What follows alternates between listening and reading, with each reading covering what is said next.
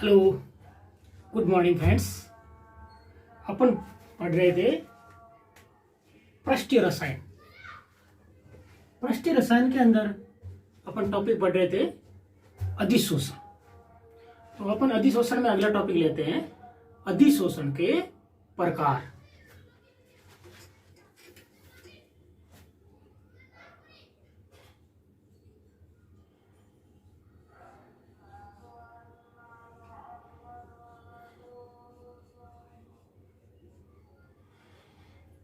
पृष्ठीय रसायन,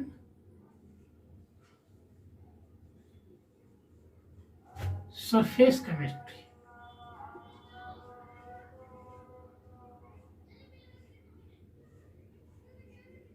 इसमें अपने अगले टॉपिक लेते हैं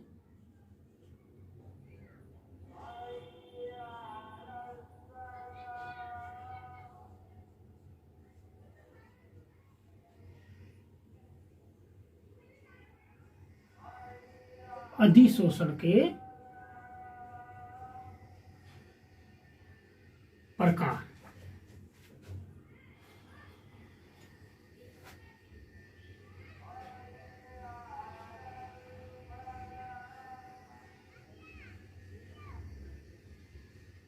type of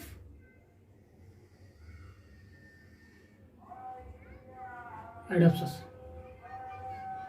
type of adsorption. अधिशोषण के प्रकार। अधिशोषण कितने प्रकार का होता है इसको अपन देखते हैं। अधिशोषण के दो टाइप्स होते हैं। एक होता है भौतिक अधिशोषण,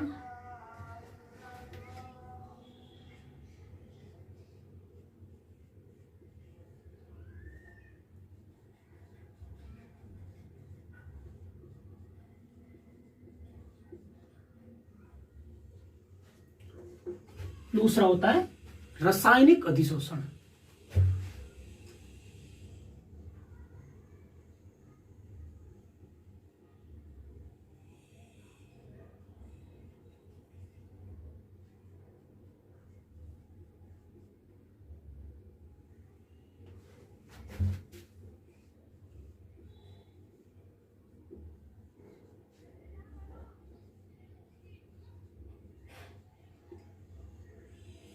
फिजिकल एडप्शन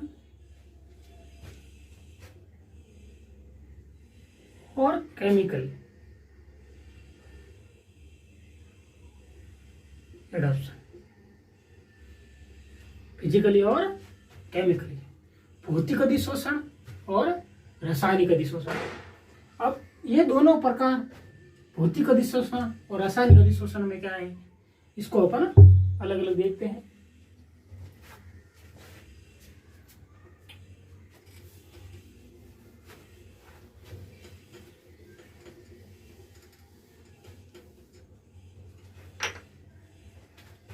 एक साइड लिखते हैं भौतिक अधिशोषण,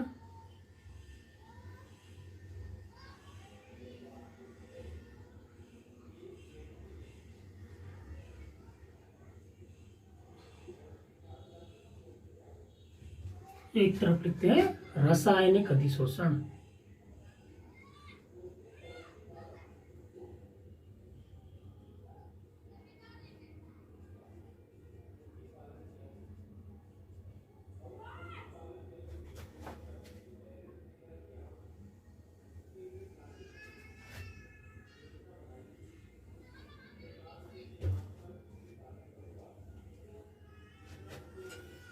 फिजिकली और केमिकली।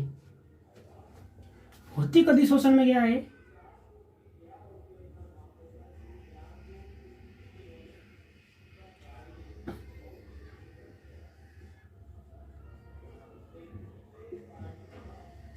भौतिक अधिशोषण में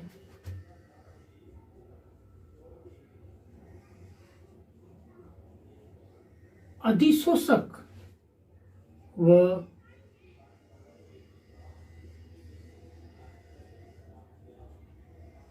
अधिशोष्य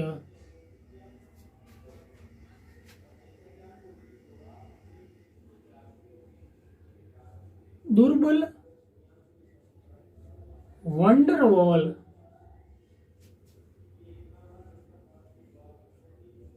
बल द्वारा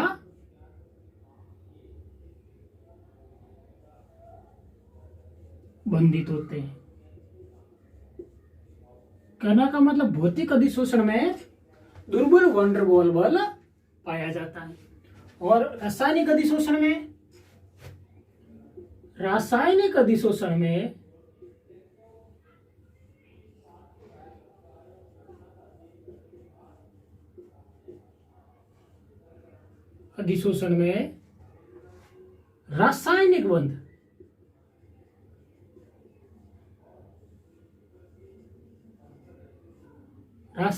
बंध में आप देख सहसंयोजक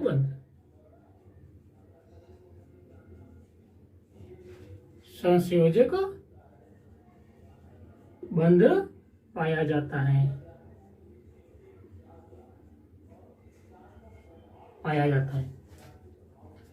अगला देखते हैं भौतिक अधिशोषण में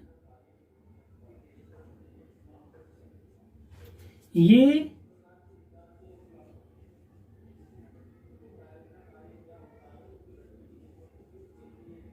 उत्क्रमणीय व अस्थायी होता है। उत्क्रमणीय व अस्थायी, और ये होता है अनुत्क्रमणीय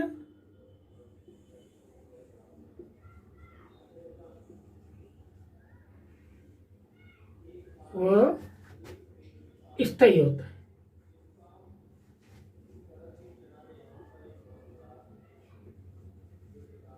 अनुत्क्रमणीय व स्थायी होता है। उत्क्रमणीय को बोलते हैं रिवर्सेबल और अनुत्क्रमणीय को बोलते हैं इरिवर्सेबल।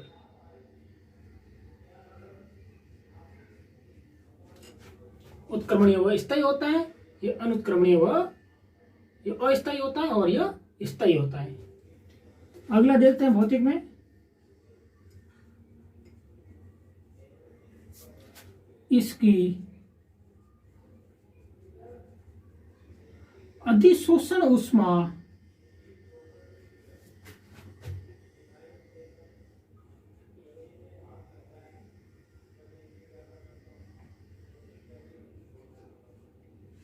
बीस से 40 किलो जूल होती है। इसकी भौतिक अधिशोषण की अधिशोषण ऊष्मा 20 से 40 किलो जूल होती है और रासायनिक अधिशोषण की इसकी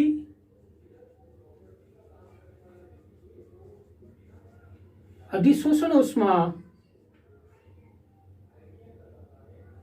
80 से 240 किलो जूल होती है। इसकी अधिशोषण ऊष्मा का मान 20 से 40 किलो जूल और इसमें अधिशोषण ऊष्मा का मान 80 से 240 किलो जूल होती है।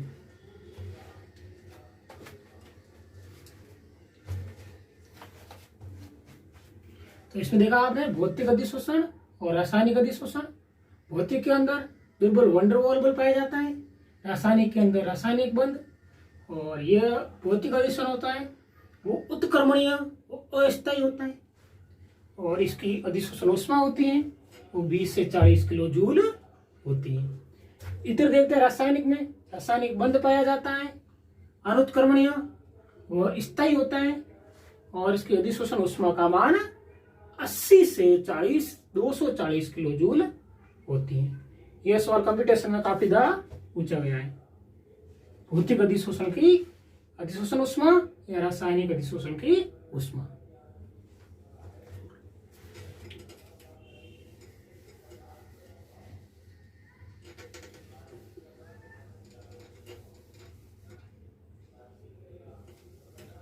आगे देखते हैं भौतिक अधिशोषण में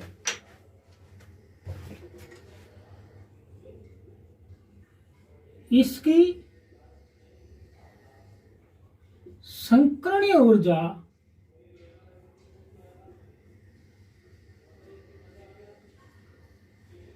संकरणीय ऊर्जा आवश्यक नहीं होती। आवश्यक नहीं होती है। इसका ग्राफ ऐसे आता है,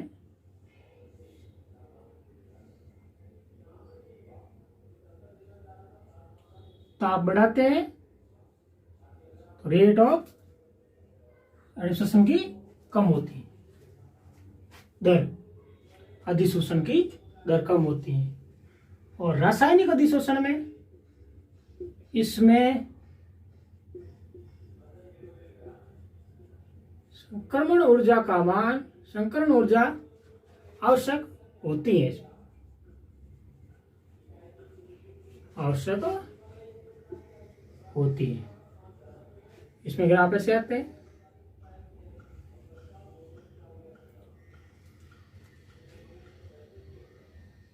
इसमें पहले टेम्परेचर बढ़ाते हैं तो रेट ऑफ बढ़ती है, फिर टेम्परेचर और बढ़ाते हैं तो रेट ऑफ कम हो जाती है।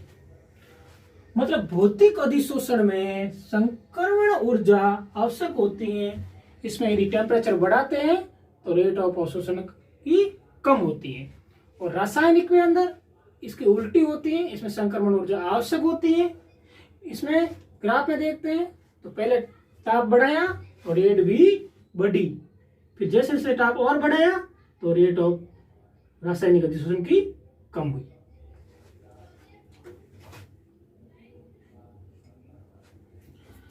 भौतिक अधिशोषण होता है बहुपरतीय होता है।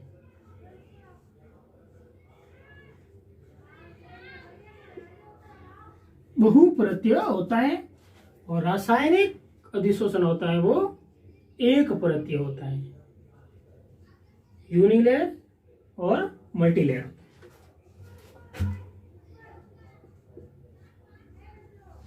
अब इसका उदाहरण देखते हैं।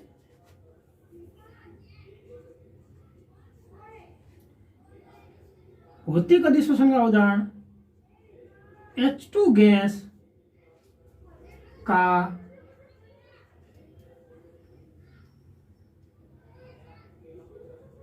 कम ताप पर निकल की सतह पर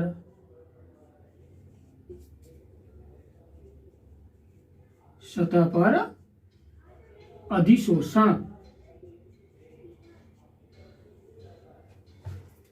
और इसका उदाहरण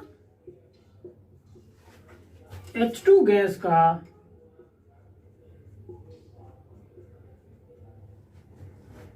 उच्च ताप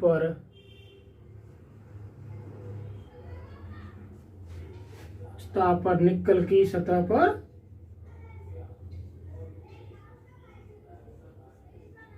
अधिशोषण।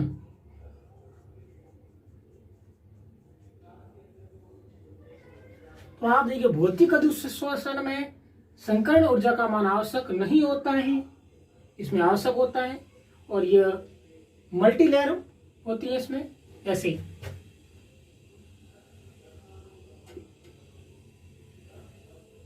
भौतिक अधिशोषण में मल्टीलेयर होती है। और रासायनिक अधिशोषण एक परतीय होता है।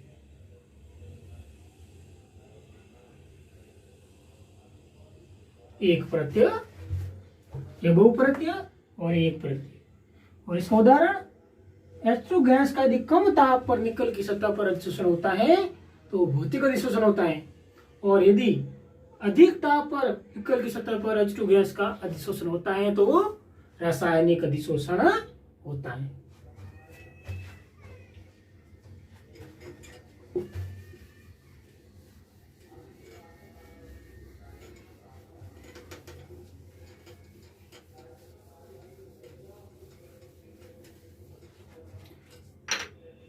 आगे अपन देखते हैं अधिशोषण समतापी वक्र। अधिशोषण समतापी वक्र।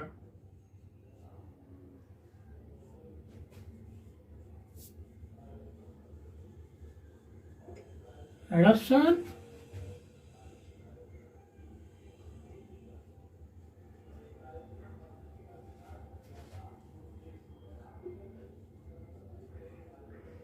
Isometric curve. अधिशोषण समतापी वक्र क्या है?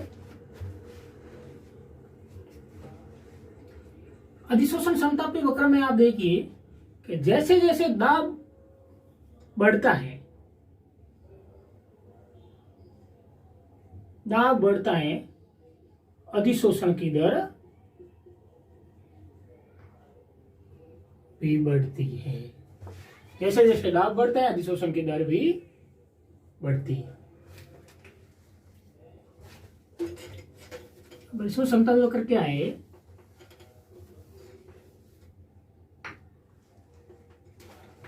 इसको आप देखिए, स्थिर ताप पर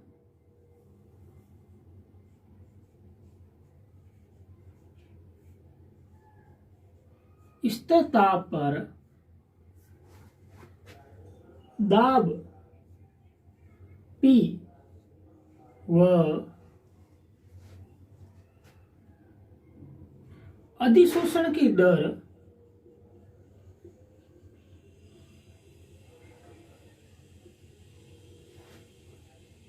x/m के मध्य खींचा गया वक्र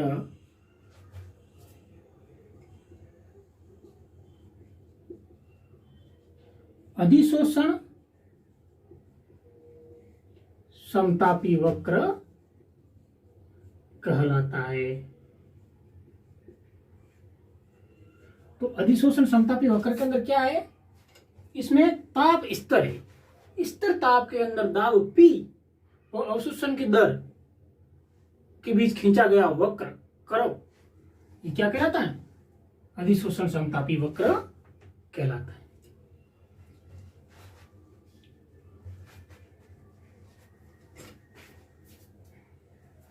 ये वक्र कैसे आता है? आप देखिए, ऐसे खींच जाता है,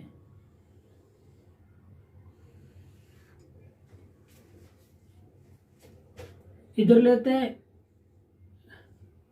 ये अधिशोषण की दर है, ये ताप है, सॉरी दाब है,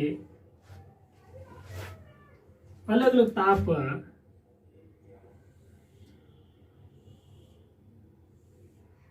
ये T1, T2, T3। तो इसमें आप देखिए अधिशोषण की दर होगी वो किस तरह होगी?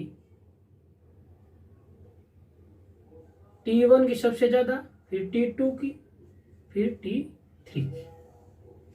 ऐसे अधिशोषण की दर, ये सवाल कंपटीशन में बहुत बार पूछा गया, वेरी इंपॉर्टेंट। अधिशोषण की दर और दाब के बीच खींचा गया वक्र ही अधिशोषण समतापी वक्र है।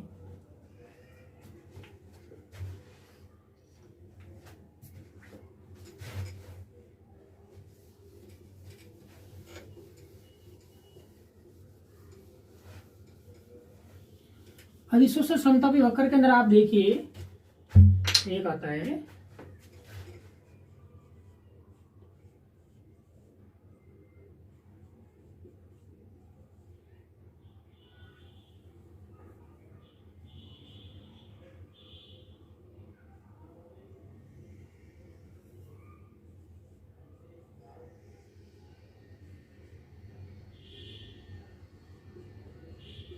फ्रेंडलिक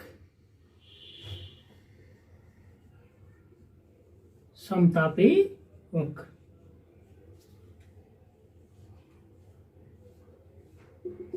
फ्रेंडलिक का समतापी वक्र,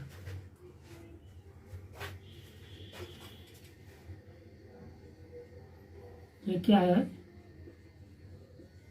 गैस का ठोस की सतह पर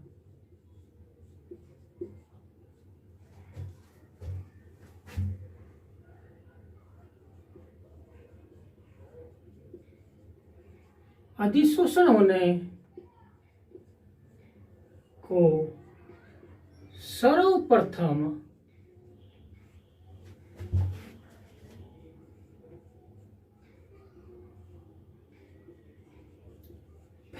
फ्रेडरिक ने समझाया।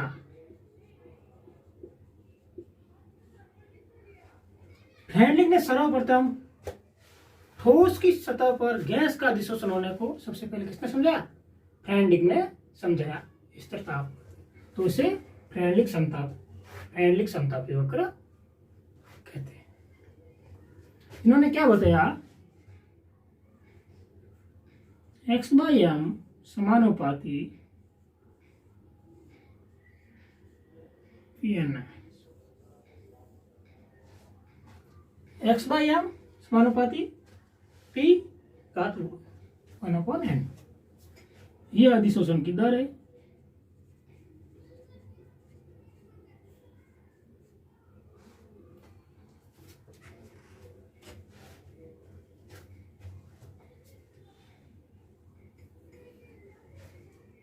आगे समानुपाती हटाने पर एक्स बाई एम बराबर के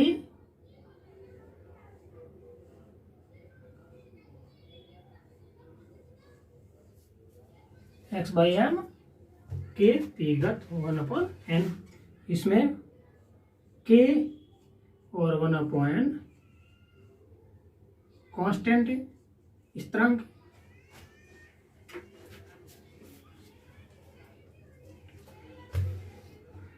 अब इनका log 10 में लघु गुणक लेने पर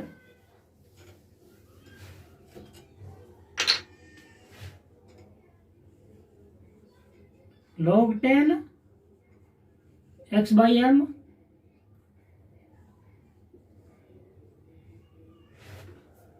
log 10 के प्लस 1/n log 10 पी, यह प्राप्त हुआ।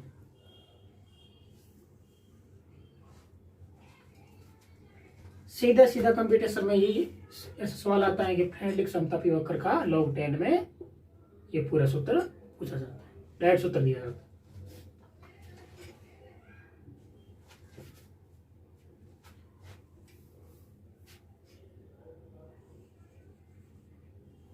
इनका ग्राफ कैसे आता है आप देखिए।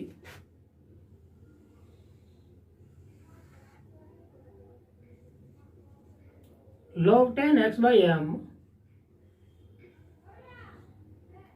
log 10 पी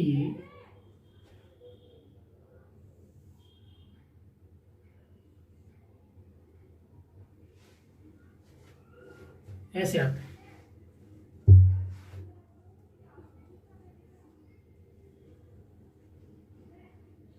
ये log 10 के स्लोप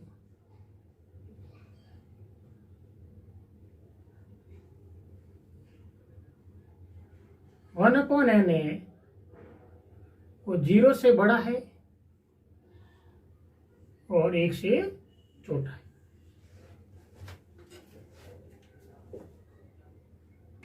इस तरह फ्रेडरिक समतापी वक्र इस तरह खींचा जाता है।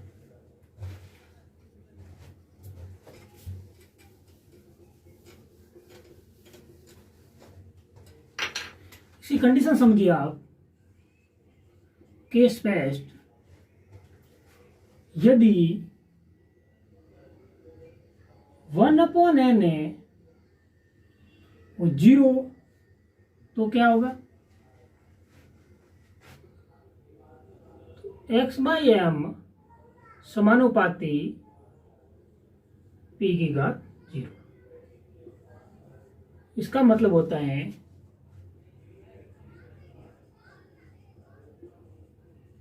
अधिशोषण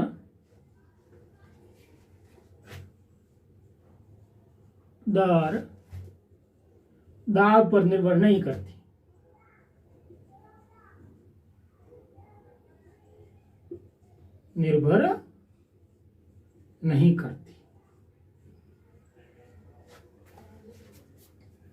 case number 2,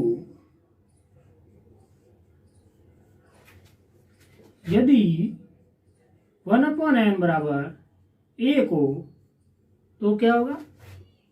x by M समानुपाती पी की घात 1। इसका अर्थ क्या है? अधिशोषण की दर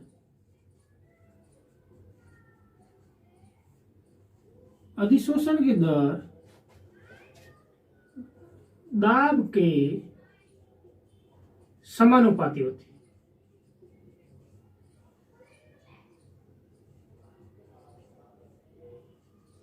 दाब के सीधे समानुपाती होती है।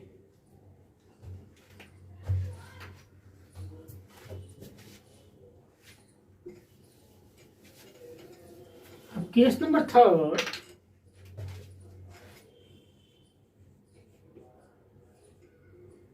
यदि 1/n 0 से बड़ा है और 1 से छोटा है तो क्या होगा, x/m समानुपाती p की घात 1/n।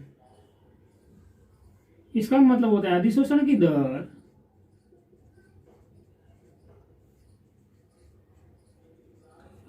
दर दाब के चरघातांक पर निर्भर करती है।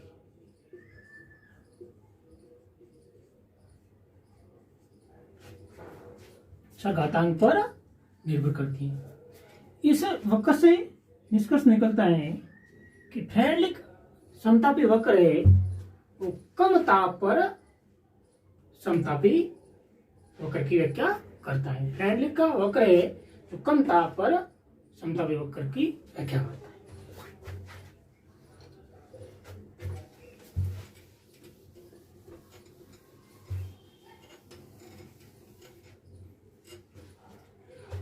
अगला टॉपिक देखिए आप, अधिशोषण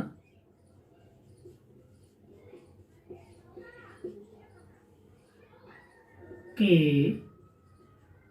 अनुप्रयोग।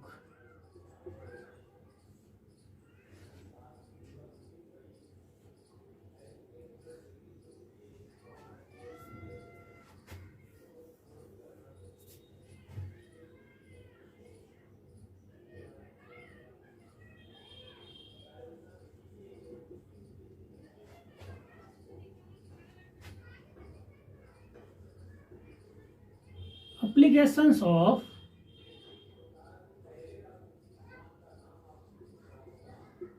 addition, अधिशोषण के अनुप्रयोग। अधिशोषण का अनुप्रयोग क्या है? पहला अनुप्रयोग देखिए आप,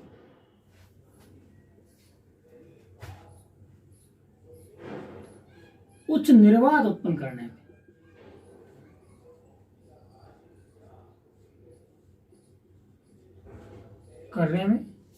दूसरा देखिए,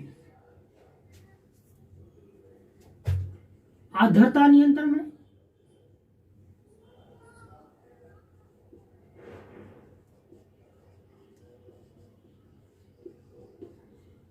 में। तीसरा देखिए आप, विषमांगी उत्प्रेरण में।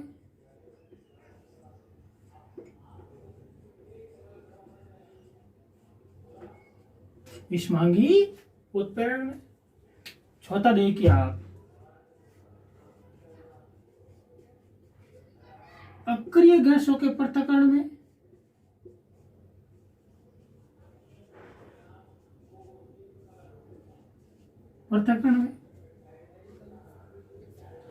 पांचवा देखिए आप, रोग निदान में।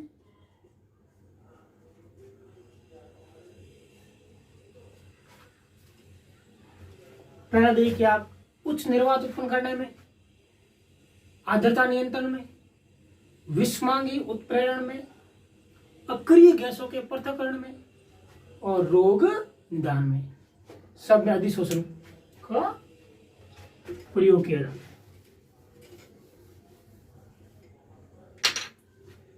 छठा देखिए आप,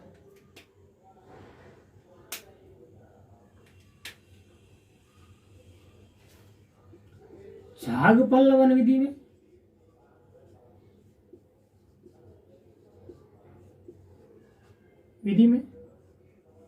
सातवां देखिए आप, अधिशोषण सूचक में, अधिशोषण सूचक में, 8वां देखिए आप क्रोमेटोग्राफी में,